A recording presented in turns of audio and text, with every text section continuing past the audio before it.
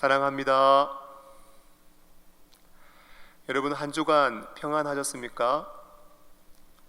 오늘 또 지난 주일과 마찬가지로 가정에서 주일을 성수하며 하나님께 예배를 드립니다. 바라기는 우리가 드리는 예배 가운데 하나님께서 함께 하여 주시고 영광을 받아 주시고 가정과 또 어려움 가운데 있는 이 나라 위에 회복의 은혜를 주시기를 예수님의 이름으로 축복합니다. 오늘 설교의 제목은 우리가 여호와께 돌아가자입니다. 설교를 시작하면서 질문을 하나 드릴게요. 사랑하는 성도 여러분, 하나님은 무엇을 받으시면 가장 기뻐하시고 즐거워하실까요? 물질을 많이 드리면, 값지고 귀한 것 드리면 그거 받으시고 기뻐하실까요? 그렇지 않습니다. 여러분, 하나님이 받으시면 가장 기뻐하시는 것은요, 바로 저와 그리고 여러분, 하나님은 우리를 받으실 때 가장 기뻐하십니다. 여러분, 탕자를 기억하십니까? 아버지의 가슴에 대못을 받고 집을 나갔습니다. 나가서 잘 살면 얼마나 좋습니까? 그런데 탕자가요, 허랑방탕하게 살고 가지고 있는 것 다 탕진하고 하루아침에 길바닥에 나앉게 되었습니다. 결국 아버지의 집으로 돌아오기를 결단하고 아버지의 집으로 돌아왔는데요, 여러분, 아버지의 반응이 어떠했습니까?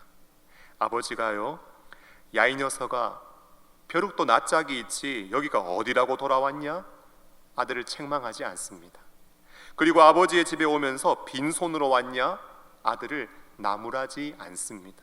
아버지는요, 그냥 아들이 돌아온 것만으로, 아들 그 자체로 기뻐하고 감격하고 안도의 한숨을 쉬고 행복해 했습니다. 하나님은 우리가 하나님께 돌아갈 때 하나님은 가장 기뻐하십니다. 오늘 본문은요, 호세아 선지자와 고멜의 이야기입니다. 여러분, 고멜은 호세아 선지자의 아내인데요, 이 아내가 보통 아내가 아닙니다. 이 여자가 음란한 여자입니다. 방탕한 여자입니다. 몸을 파는 여자입니다. 그런데 하나님께서 선지자에게 이런 여자를 아내로 맞이하라고 하십니다. 자식을 낳았습니다. 이름을 로암미로 지으라고 하십니다. 루하마는요, 긍휼이라는 뜻이고 암미는 내 백성이라는 의미인데 앞에 로가 붙어서 부정의 의미를 나타냅니다. 그러므로 로루하마는 긍휼이 여기지 않을 것이다, 로암미는 내 백성이 아니다, 이런 의미를 가지고 있습니다. 여러분, 결혼하는 것도 그리고 자식 이름을 짓는 것도 선지자에게 굉장히 곤혹스러운 일이었습니다. 그런데 하나님은 왜 이렇게 하셨을까요? 왜 선지자에게 이런 명령을 내리셨을까요? 그 이유는요, 선지자에게 하나님의 마음, 하나님의 심정, 하나님의 상한 마음을 제대로 알려주기 위함입니다. 호세아야, 너 고멜이랑 살아보니까 어떠냐? 남편 두고 집 나가요. 자식 팽개치고 집 나가요. 애 버려두고 방탕하게 지내요. 데리고 와도 다시 나가고, 데리고 와도 다시 나가고. 속상하지? 너 마음 아프지? 너 억장이 무너지지? 속이 썩어 문드러졌지? 호세아야, 지금 내 심정이 그렇다. 이스라엘 백성들을 택하고 축복해 주었지만 하나님 섬기지 않고 우상 숭배하고 죄와 악을 행하는 행동 보니까 내 마음이 너무 아프다. 그래서 내가 징계하고 책망하고 심판할 거다. 여러분, 이것을 알려주기 위해서 결혼과 자녀 이름을 명령하신 것입니다. 이런 하나님의 심정을 깨닫고 오늘 호세아 선지자는 이렇게 외칩니다. 우리가 여호와께 어떻게 하자고요? 돌아가자라는 것입니다. 오늘 우리나라를 보면 일제 36년 6.25 동족 상잔의 비극 속에서도 눈부신 발전을 이루었습니다. 여러분, 130여 년 전만 해도 미전도 종족이었던 우리나라, 이제는 교단을 초월해서 6만 개의 교회, 1000만 기독교인, 전 세계 170여 개 나라의 선교사를 파송하는 나라가 되었습니다. 그러나 오늘 이 나라는요, 물질의 풍요 속에 거짓과 탐욕, 우상 숭배, 동성애 이슬람 등으로 병들어 가고 있고, 교회가 역할을 좀 감당하면 좋겠는데 교회마저 거룩한 영향력, 선한 영향력을 잃어버리고 맛을 잃어버린 소금이 되어 세상의 지탄을 받고 조롱거리가 되었습니다.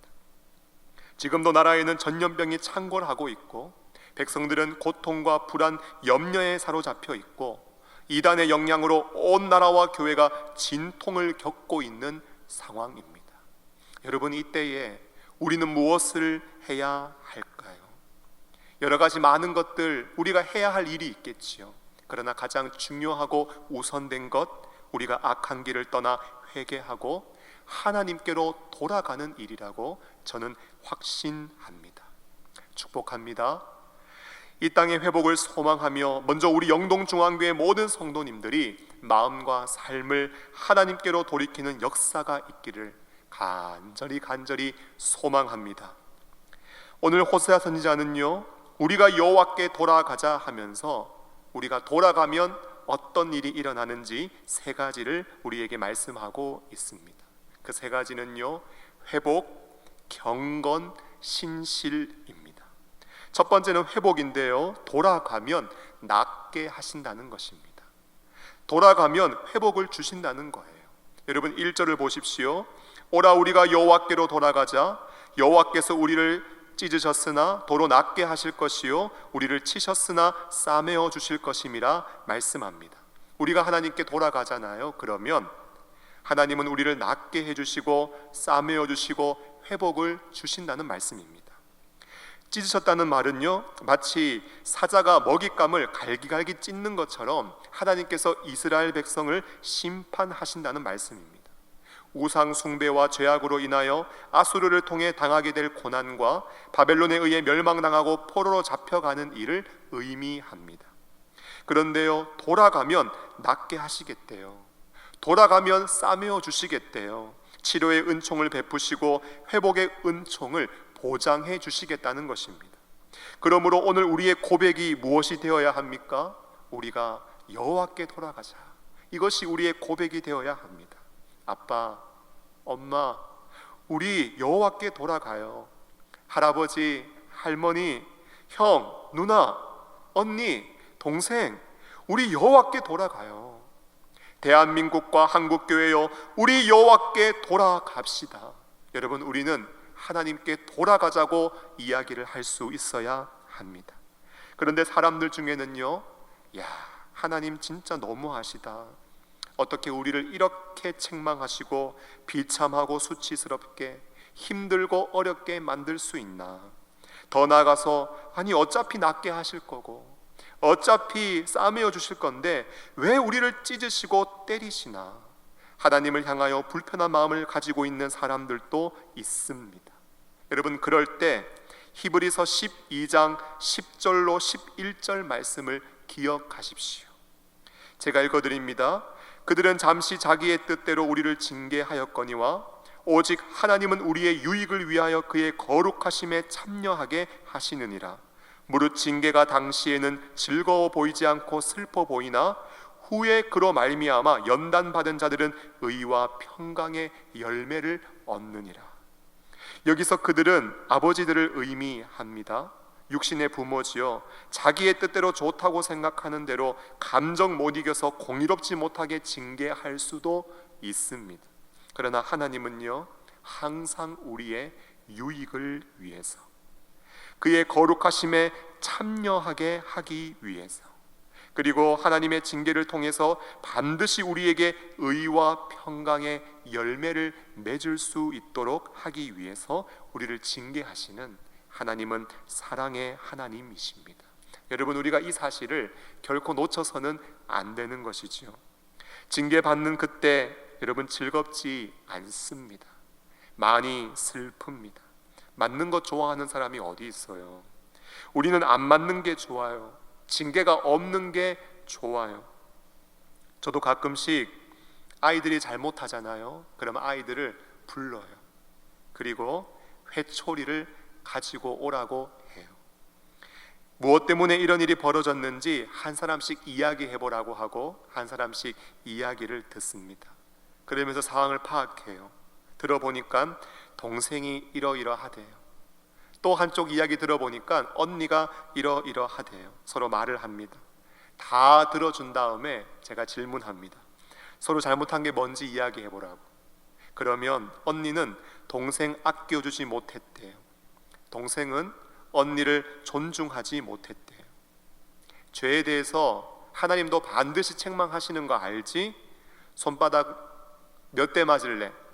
그렇게 물어보면은요, 아이들이 과거에는 서로 얼굴 한번 딱 쳐다보고 한 대 맞겠다고 그래요.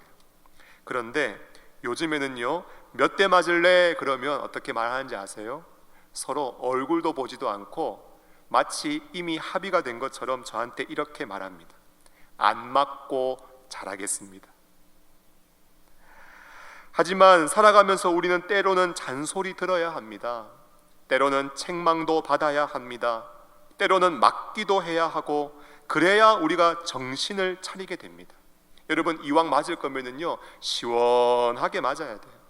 도둑이 그런다고 합니다.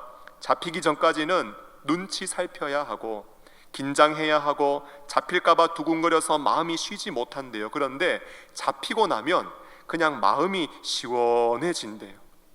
잘못에 대해서 지적받고 따끔하게 혼나고 정신 차리고 그냥 돌이키면 되는 것입니다. 혹시 자녀들 중에 내가 잘못했는데 부모님이 징계를 하지 않는다? 그러면 정말 부모님이 나를 사랑하는 부모님이 맞는지 의심을 하십시오. 잠언 13장 24절을 보면 매를 아끼는 자는 그의 자식을 미워함이라. 자식을 사랑하는 자는 근실히 징계하느니라. 자식을 사랑하는 부모님은 근실히 성실히 징계한다고 성경은 말씀하고 있습니다. 그래서 오늘 설교 말씀을 다 들은 이후에 자녀들은요, 부모님께 반드시 이야기하세요. 아버지, 어머니, 제가 혹시 잘못한 게 있으면 적극적으로 저를 꾸짖어 주시고 회초리를 들고 혼내달라고 꼭 말씀을 드리세요. 징계가 당시에는 즐거워 보이지 않고 슬퍼 보이지만 하나님은 항상 우리의 유익을 위하여 징계하십니다.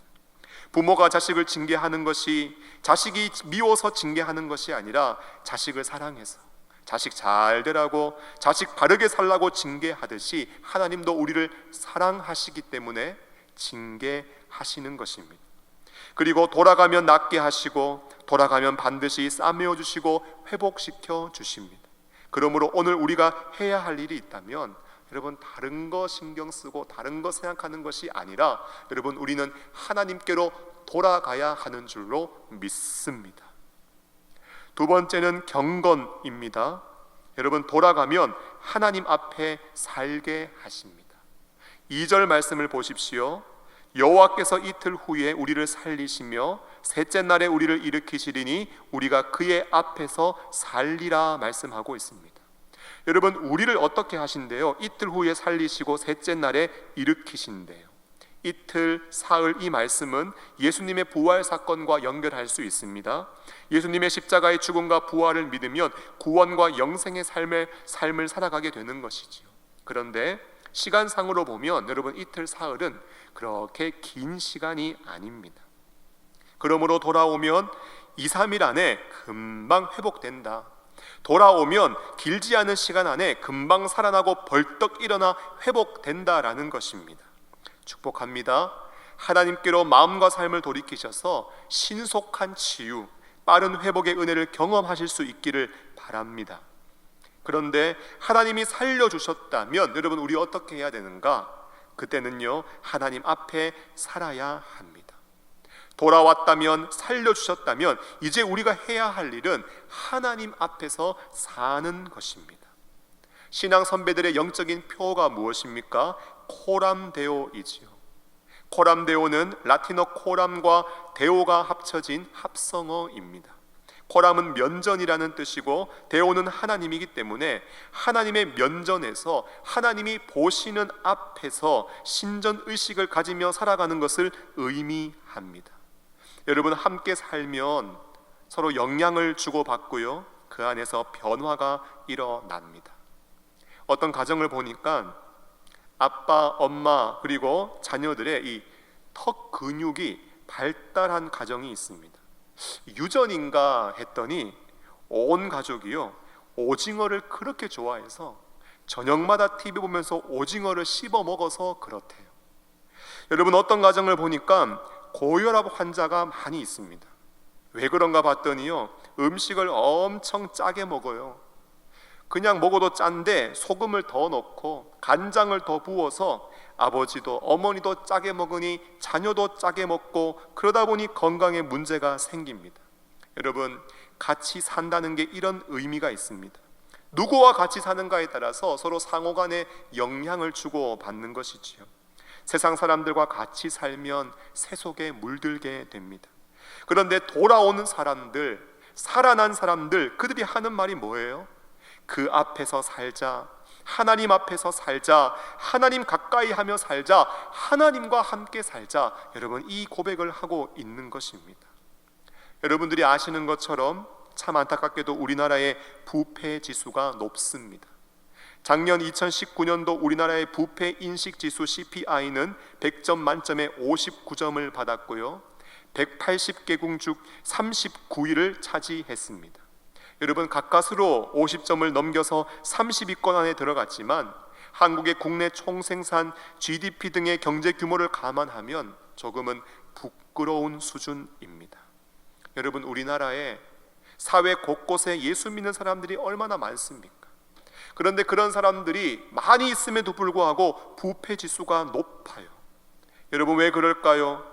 6만 교회 1000만 기독교인을 말하는데 왜 이렇게 이 사회에 부정과 부패함이 많이 있을까요? 우리가 하나님 앞에 살지 못해서가 아닐까요? 말은 하나님 앞에, 말은 하나님과 함께, 그러나 마음은 하나님하고 함께 있는 것이 부담스러워요.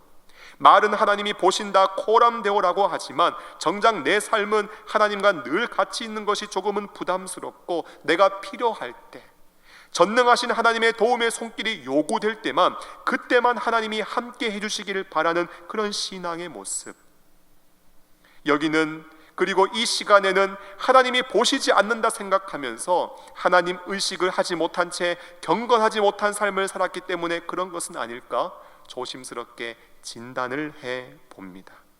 사랑하는 여러분, 참된 신앙은 어떤 신앙입니까? 하나님과 함께하는 신앙입니다. 하나님께 돌아간 사람들은 이제 우리가 하나님 앞에서 살자, 하나님과 함께 살자고 말하고 있습니다.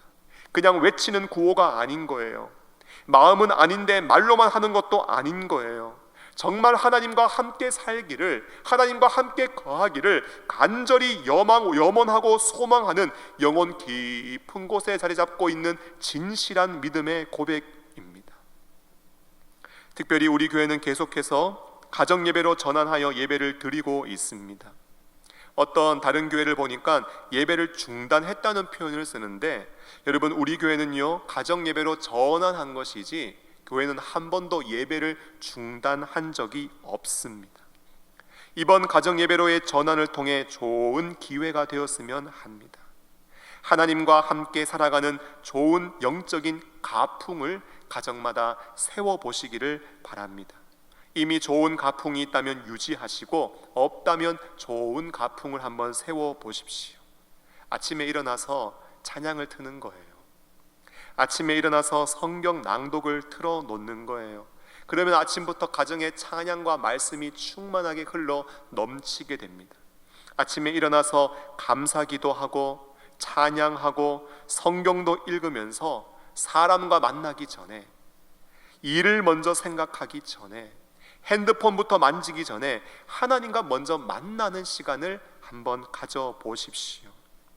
아침에 준비해서 이제 집을 나서기 전에 함께 가족들과 대문 앞에 서서 오늘 하루를 위해서 함께 손을 붙잡고 기도하며 집을 나서 보십시오.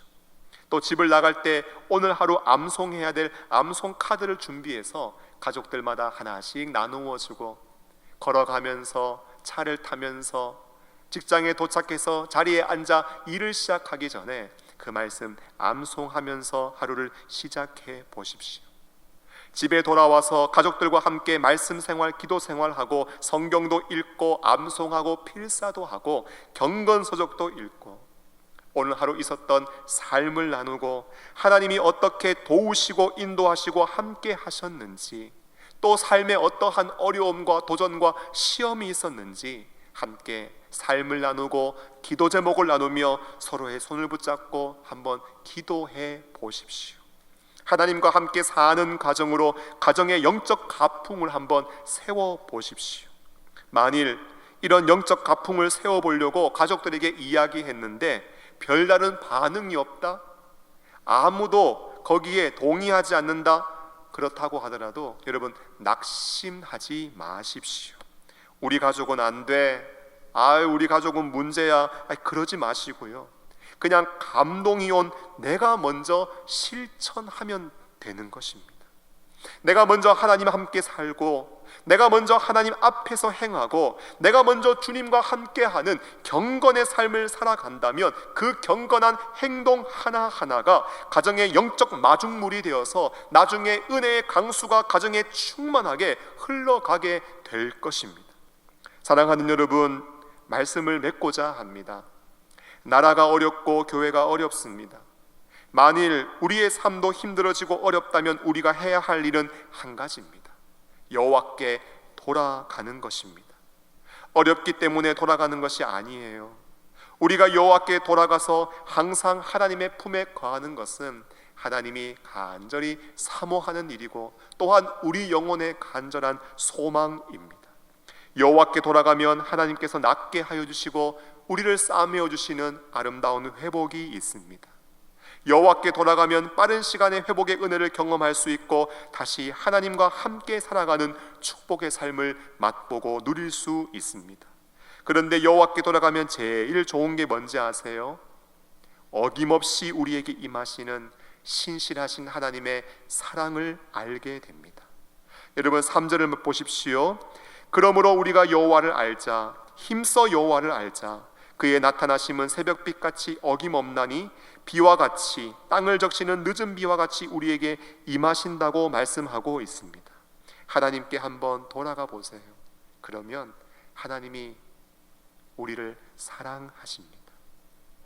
나는 하나님 앞에서 이랬다 저랬다 하고, 나는 하나님 앞에 신실하지 못하고 한결같지 못하고, 나는 하나님의 필요에 따라서 찾고 구했지만 하나님은 그런 나도 변함없이 여전히 사랑하십니다. 때로는 징계하고 책망하고 찢고 때리기도 하세요. 그런데 그것마저도 우리를 사랑하시는 하나님의 은혜의 손길입니다. 아침마다 새벽빛이 어김없이 비추이듯이, 봄, 여름, 가을, 겨울 사계절이 어김없이 찾아오듯이 변함없이 한결같이 동일하게 베푸시는 하나님의 사랑, 우리가 하나님께 돌아가면, 우리가 여호와께 돌아가면 여러분 변함없는 하나님의 아름다운 사랑을 우리의 영혼은 맛보고 경험하게 됩니다. 사랑하는 성도 여러분, 여호와께 돌아갑시다. 여러분 우리의 신앙을 회복하고 하나님의 사랑을 확신하고 우리의 삶을 경건하게 세워나갑시다. 이 땅에 무너진 교회의 영적 권위를 세워가는 일에 우리가 앞장섭시다. 바라기는 이 한 주간도 하나님의 사랑 안에서 예배 생활, 경건 생활 흐트러짐이 없으시기를 바라고, 이 땅과 교회를 위해서 기도하는 가운데 나라와 교회를 향하신 하나님의 뜻이 온전히 이루어지는 은혜로운 역사가 있기를 예수님의 이름으로 축원합니다.